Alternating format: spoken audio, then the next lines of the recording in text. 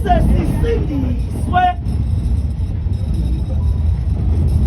6:3 Genesis.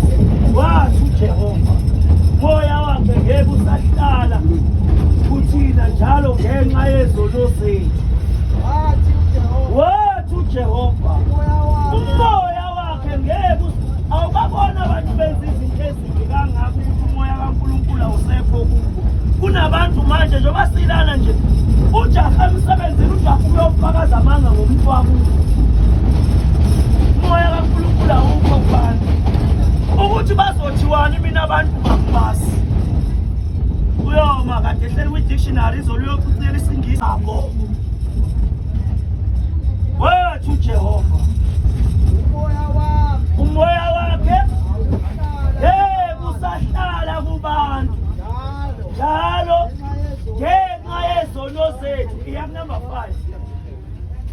khona lapha uShembe wakubona ukona kwethu ukukhulu emhlabeni lezi zinto zeyinhliziyo zethu woza dama ukuba kubi impela njalo njalo.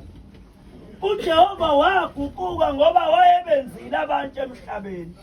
Wathi uJehova ngizobhubhisa abantu engibenzile emhlabeni bangabikho abantu emhlabeni ebusweni bezulu. Woza shezi ungasho mina. Wathi uJehova ngizobabhubhisa abantu engibenzile emhlabeni bangabikho ebusweni bomhlaba. Abantu, inkomo, izilwane nezinyoni zezulu. Ngobani? Ngoba uyazisola ukuthi usenzeleni uNkulunkulu namhlanje ngenxa yenhliziyo.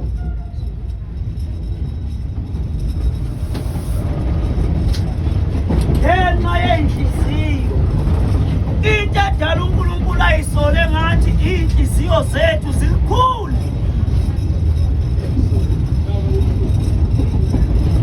Inhliziyo zethu zilikhulu. Thessaloniki 2 verse 3. Thessaloniki 2 verse 3. Bantu abamnyama abasilungiseni inhliziyo zethu. Inhliziyo zethu zimbi. Izinhliziyo zethu zimbi. Zimbi futhi ziyadida ngoba sizonda abantu abangasenzeli utho.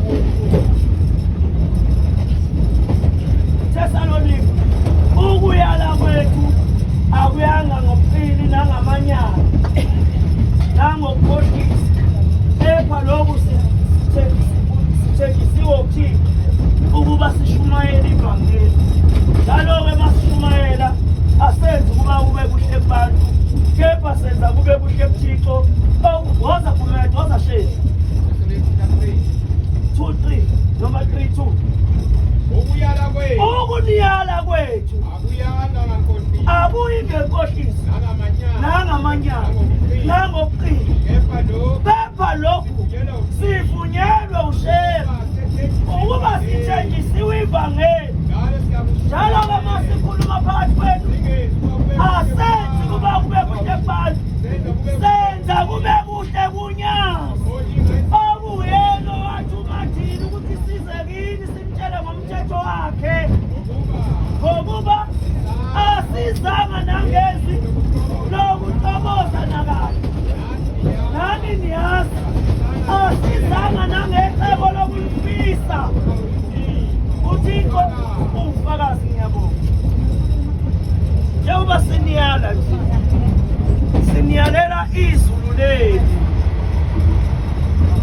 Ezulwini awungeni ngomuntu, awungeni futhi ungenela wena, kodwa nje kufaka ezulwini izenzo zakho emhlabeni. Into ezokwenza ufe ezulwini izenzo zakho emhlabeni, ukuthi wenze njani. Siyokugcina le Sambulo 2012 ngabe ngibona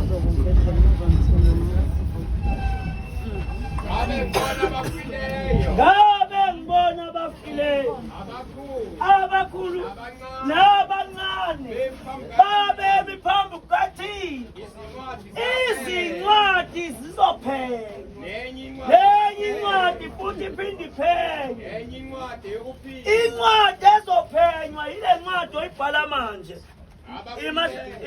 ima phakathi wayo ngonyaka engafika ngawe emhlabeni ushembe wathatha iphepha wathatha ipeni wayisethi mimfana la nginama-second ngifikile emhlabeni wathatha iphepha nepeni wathi mimfana ngase ngithi baba kuyini lokho wayisethi iphepha leli noma idayari le noma ibhuku leli nali ipeni ngase ngimuza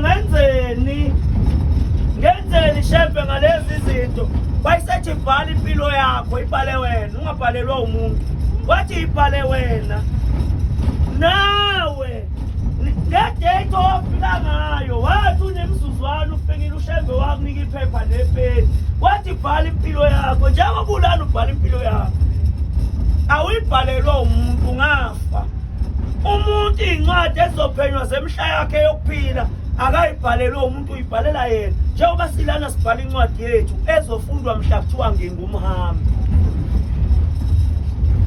yabo mhla kuthiwa lihle izulu ikhala abangcwele la abangcwele beyophumula khona kuthiwa njengembali eqhakaza namhlanje kusasibune ila-ke kuyophenywa le ncwadi okuyibhala ila kuyophenywa khona le ncwadi engiyibhalayo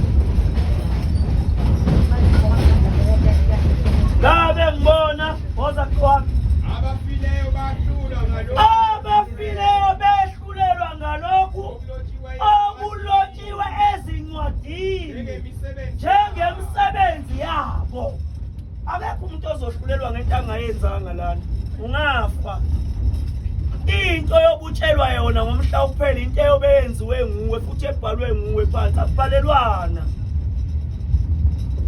yabona nje ubunyowe elala kuze akhale kuze kusa umqamela umanzi ubhala incwadi yakho khona nje umfana angaze dayivuma ukwedlula uma wakhe wayembika la esitimeleni nini uMonday Tuesday embika la esitimeleni umama wakhe ekhala ngaye ethi unenhlamba mayisedakiwe ethi uthi wakazathiwe ngisho yena ubhala incwadi yakho ule hayi lapho kule nto yenza kumzali wakho ubhala incwadi yakho awubhali incwadi engeke ifundwe izofundwa kodwa into elindiwe ukuze ifundwe le ncwadi akuphume le nto engikhuluma ngayo yabo le nto engikhuluma ngayo isazophuma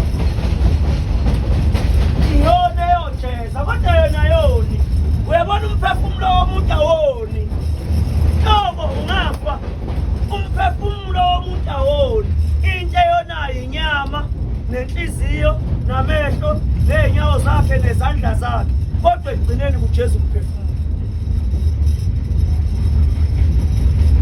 le nto ohleli ngayo naleyo kuba ngayo naleyo khuluma ngayo isazohamba iyofuna ikhaya eliphakathi